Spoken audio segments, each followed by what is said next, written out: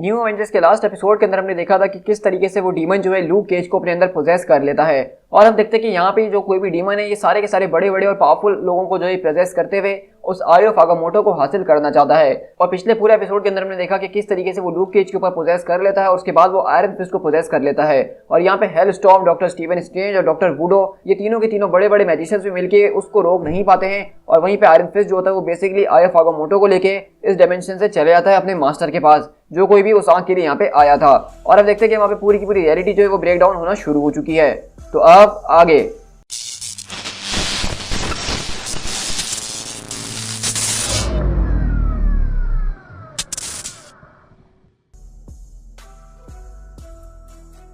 और इसी तरह हमारी कहानी की स्टार्ट बेसिकली यहाँ पे विक्टोरिया हैंड के पास होती है, जो कि इस वक्त गाड़ी के अंदर बैठ के जा रही है और वो अपने आप पे गुस्सा होने की कोशिश कर रही है।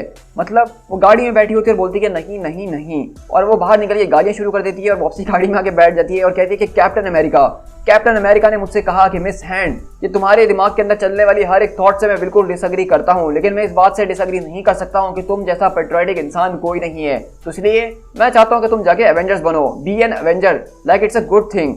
लेकिन यहाँ पे आखिरकार ये हो क्या रहा है? चलो अब बस वही बात करते हैं जो कि कैप्टन ने मुझसे कही थी। मतलब इंस्टेड ऑफ गोइंग जेल, मुझे अब यहाँ पे जाके सारी की सारी जिंदगी के लिए लूक केज और वुल्वरीन के सारे ऑर्डर्स को सुनना पड़ेगा। ये आखिरकार यहाँ पे चल क्या रहा है? मैं इसको सह नहीं सकती हूँ, मैं पागल हो जाऊंगी। और उसी तरह हम देखते हैं कि बेसिकली विक्टोरिया हैंड यहाँ पे अपनी फ्रस्ट्रेशन को निकाल रही है। मतलब वुल्वरीन और लूक केज जैसे खतरनाक इंसानों के बीच रहना उसके लिए इतना ज़्यादा आसान नहीं होने वाला है।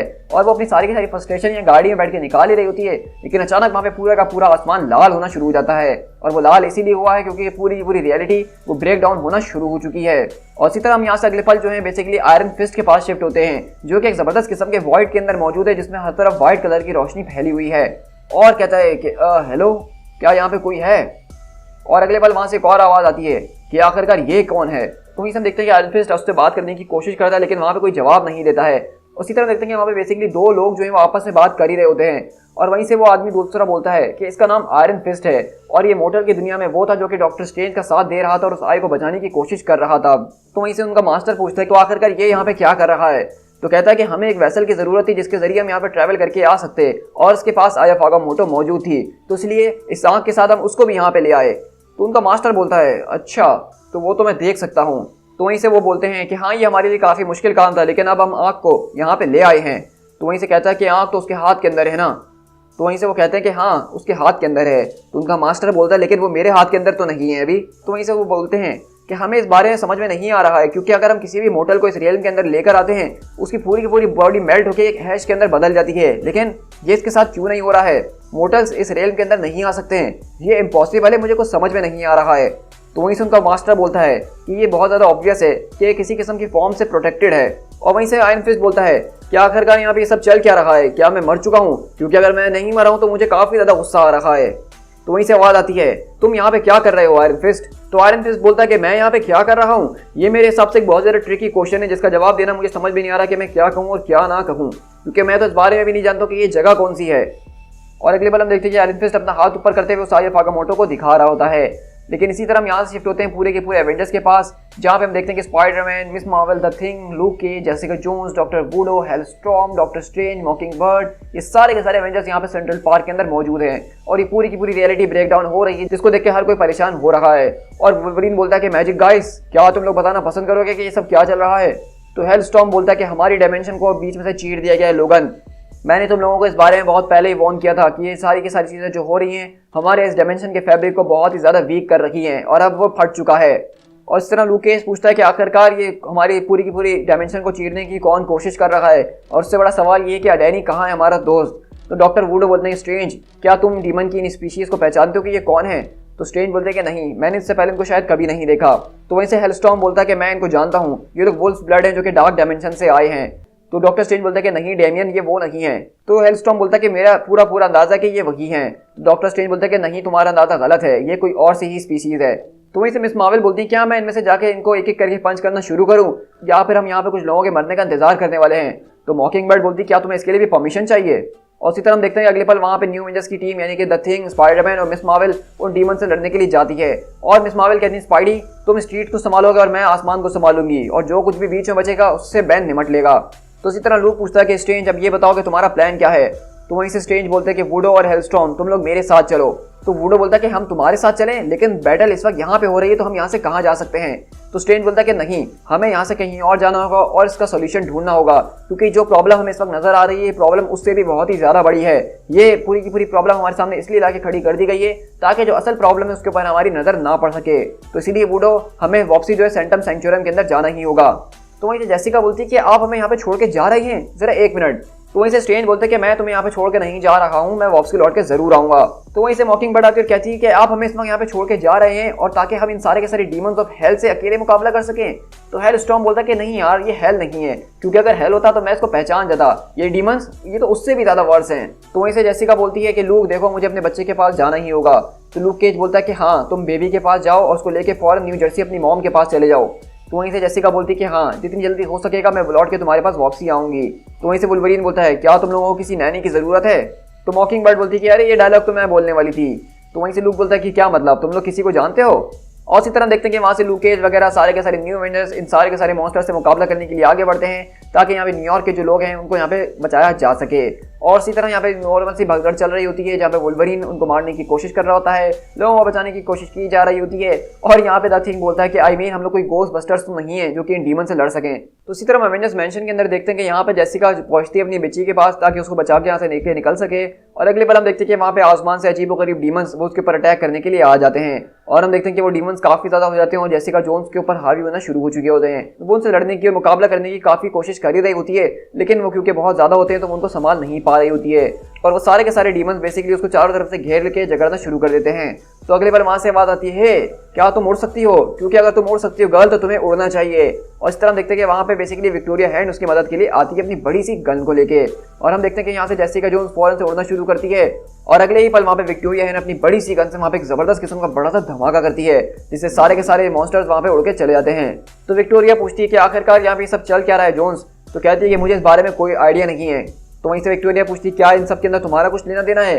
तो कहती है कि नहीं नहीं ऑफ कोर्स, हम यहाँ पे क्या कर सकते हैं। तो वहीं से विक्टोरिया बोलती है कि चलो अब मैं यहाँ पे आ चुकी हूँ तो बताओ कि मैं तुम्हारे किस काम आ सकती हूँ। तो वहीं से वो बोलती है कि तुम जाके दूसरों की मदद करो और मुझे इस वक्त अपनी बेबी के पास फौरन जाना होगा। तो विक्टोरिया बोलती है कि हाँ तुम फौरन से चले जाओ। तो जेसिका जोन्स वहाँ पे रुकती है और कहती है कि थैंक्स फॉर द डैड। तो वहीं से जेसिका रुकती है और कहती है कि इसके लिए बहुत शुक्रिया तुम्हारा, मैंने सोचा नहीं था कि तुम इस तरह से मेरी कभी मदद करोगी। तो विक्टोरिया बोलती है कि हाँ हाँ जाओ, अब जाके अपने बच्चे को ले लो और तब तक मैं इनको सेटल डाउन करने की कोशिश करती हूँ। और उसी तरह देखते हैं कि विक्टोरिया हैंड वहाँ पे उन डीमन से अकेले ही मुकाबला कर रही होती है। और उसी तरह शिफ्ट होते हैं यहाँ पे लूक केज के पास, जहाँ पे वो देखता है कि जेसिका अपनी बेबी को लेके यहाँ से निकलते हुए जा रही है। और हम देखते हैं कि लूक केज इन डीमन से मुकाबला करने में लगा हुआ है और उसके साथ साथ सारे के सारे न्यू एवेंजर्स भी। और उसी तरह हम देखते हैं कि अगले पल वहाँ पे जो है इन पूरे की पूरी डीमंस की वजह से अजीबोगरीब बारिश होना शुरू हो चुकी होती है। और हम देखते हैं कि रेन इतनी ज़्यादा खतरनाक होती है कि उनकी स्किन को नुकसान पहुंचा रही होती है। तो लोगन बोलता है कि चीज़ें आहिस्ता आहिस्ता करके बेटर पे बेटर होते ही जा रही हैं। आई होप कि मैजिक बॉयज़ को पता है कि वो लोग क्या करने की कोशिश कर रहे हैं। और उसी तरह हम लोग यहाँ से डॉक्टर वुडो के सेंटम सैंक्टोरम के अंदर शिफ्ट होते हैं। तो उसी तरह हम देखते हैं कि वहाँ पे वो लोग यहाँ पे टेलीपोर्ट होकर आते हैं तीनों की तीनों। और हेलस्टॉर्म पूछता है तो ओके अब ये बताओ स्ट्रेंज कि हमारा प्लान क्या होने वाला है, हम यहाँ क्या करने के लिए आए हैं। तो वहीं से स्ट्रेंज बोलता है कि सबसे पहले हमें इस बारे में पता लगाना होगा कि आखिरकार वो कौन सी डायमेंशन है जो कि हमारे ऊपर अटैक कर रही है। तो वहीं से डॉक्टर वुडो बोलता है कि इसके लिए तो हमें कॉपी चाहिए होगी टाइट्रिक्स डायमेंशन गाइड की। तो वहीं से हेलस्टॉर्म डॉक्टर स्ट्रेंज के पास आता और कहता है मैं अभी तक इस बात को सोचने में लगा हुआ हूँ कि आखिरकार इतना ज़्यादा ताकतवर इंसान कौन है जो कि तुम्हें पोजेस कर सके। तो वहीं से डॉक्टर स्ट्रेंज बोलते हैं कि अब मैं उतना भी ज़्यादा स्ट्रॉन्ग नहीं हूँ मिस्टिकली जितना मैं पहले कभी हुआ करता था डेमियन। तो वहीं से वो कहता है डेमियन अरे यार बस भी कर दो, तुम डॉक्टर स्ट्रेंज हो यार, तुम किसी भी फॉर्म में हो तुम बहुत ज़्यादा स्ट्रॉन्ग हो, तुमको इतने हल्के इंसान तो हो रहे हैं कि किसी डी लेवल डीमन से जो पोजेस हो सको आसानी से जो कि हमारी डायमेंशन के अंदर आ गया हो। मैं इस बात को जानता हूँ कि वो जो कोई भी चीज़ हमारी डायमेंशन के अंदर घुसने की कोशिश कर रही है वो कहीं से भी हल्की नहीं होने वाली है और वो सच में एक बहुत ही बड़ी डील है। और मैं इस बात को भी जानता हूँ कि वो जो कोई भी शख्स है उसके पास मैजिक का बहुत ही स्ट्रॉन्ग एक्सेस मौजूद है जिसके जरिए वो काफ़ी बड़े मैजिक का इस्तेमाल करते हुए अपने मूव्स को चल रहा है। तो डॉक्टर वुडो बोलता है कि तुम्हारी बातें बिल्कुल ठीक हैं। तो हेलस्टॉर्म बोलता है कि डैम राइट, मैं हमेशा ठीक ही होता हूँ, इस वक्त हमारी डायमेंशन को रिफ्ट कर दिया गया है और द आई ऑफ आगामोटो वो जा चुकी है। तो वहीं से डॉक्टर वुडो बोलता है कि हाँ मैं जानता हूँ और मुझे माफ कर देना कि मैं अपनी सॉर्सरर सुप्रीम वाली जॉब में मुकम्मल तौर पर फेल हो चुका हूँ। तो वहीं से हेलस्टॉर्म उसके पास आता और कहता है कि तुम इस सब के लिए अकेले में जाके आराम से रो सकते हो जब तुम्हारे पास टाइम होगा।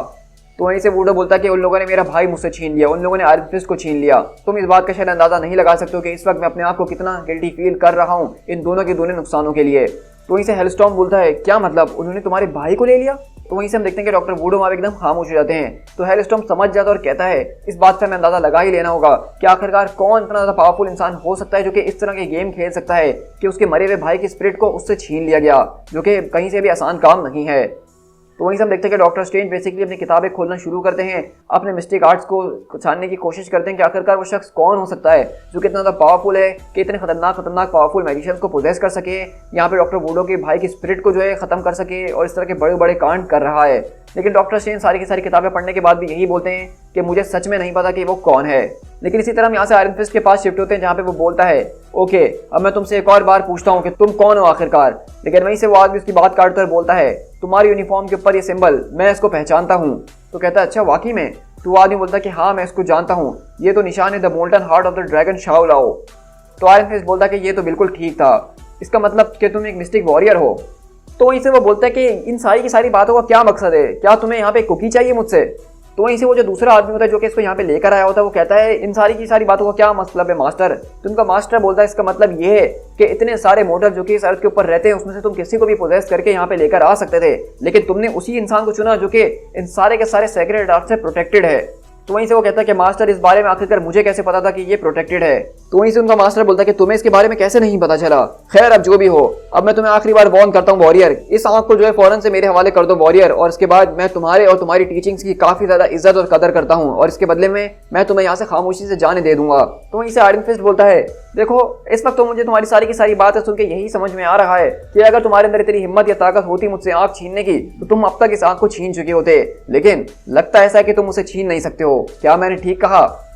तो वहीं से वो आदमी बोलता है कि हम दोनों के बीच एक डील हो सकती है। तो वहीं से आयरन फिस्ट बोलता है रियली? मुझे भी कुछ ऐसा ही लगा था। तो मेरी डील ये है कि तुम मुझे फौरन से घर भेज दो, इन सारे के सारे डीमंस को यहाँ से भगा दो, इससे पहले कि मैं तुम्हें ओब्लिवियन के अंदर रिप आउट कर दूं। तो वहीं से वो बोलता है कि अच्छा तुम्हें वाकई में लगता है कि तुम मुझे रिप कर सकते हो, वो भी ओब्लिवियन के अंदर, और आखिरकार तुम वो कैसे करने वाले हो? तो वहीं से आयरन फिस्ट बोलता है कि सिर्फ दो अल्फाज, डॉक्टर एंड स्ट्रेंज। तो तुम्हें फौरन से इस बारे में समझ जाना चाहिए कि मैं क्या कर सकता हूँ और क्या नहीं कर सकता हूँ। लेकिन वहीं से वो आदमी बोलता है कि तुमने दोनों अल्फाज ही गलत बोले हैं। और अगली बार हम देखते हैं कि वहाँ पे डॉक्टर स्ट्रेंज का नाम सुनते ही वो एंटिटी जो कोई भी बहुत ज्यादा गुस्से में आ जाती है और आयरन फिस्ट को अपने अंदर जगड़ना शुरू कर देती है। तो आयरन फिस्ट बोलता है कि सामने आओ मेरी तरफ, अपनी शक्ल दिखाओ, थोड़ी सी इज्जत हासिल करो और बताओ कि आखिरकार तुम हो कौन। और इसी तरह हम देखते हैं कि वहाँ पे पूरी की पूरी लाइट से एक आदमी बाहर आ रहा होता है और कहता है कि ऑनर, तुम ऑनर की बात करते हो और साथ में स्टीवन स्ट्रेंज का नाम भी लेते हो, मुझे कुछ समझ में नहीं आ रहा है। और अब यही वजह है कि तुम्हारी डायमेंशन के लोग तुम्हारी डायमेंशन के ऊपर अब रूल नहीं कर सकते हैं, क्योंकि उनके अंदर इग्नोरेंस भरी पड़ी है, वो बहुत ही ज़्यादा कमज़ोर हैं और अपने आप को हमेशा बड़ा समझने की कोशिश करते हैं। क्या तुम्हें वाकई लगता है कि ऐसी कोई चीज़ है जो कि डॉक्टर स्ट्रेंज को पता हो और वो मुझे ना पता हो? और इसका जवाब है नहीं, क्योंकि वो जो कुछ भी जानता है उसने वो सब मुझसे ही सीखा है, वो मेरी सबसे बड़ी फेलियर है और ये सब उसी की वजह से हो रहा है कि अब तुम लोगों का वक्त खत्म हो चुका है।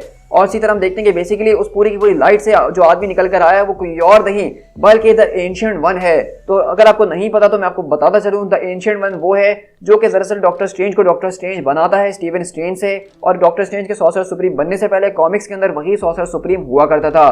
तो अब हम देख रहे हैं कि बेसिकली वो जो कोई भी एंटिटी थी जो कि इन सबको पोजेस कर रही थी, जो इतने बड़े बड़े काम कर रही थी, वो सब इस वजह से कर पा रही थी क्योंकि वो डॉक्टर स्ट्रेंज के टीचर हैं। और हमें अभी इस वक्त ये नहीं पता कि आखिरकार एंशिएंट वन ने ये सब करने का फैसला क्यों करा है, वो उनके ऊपर अटैक क्यों कर रहा है। To be continued.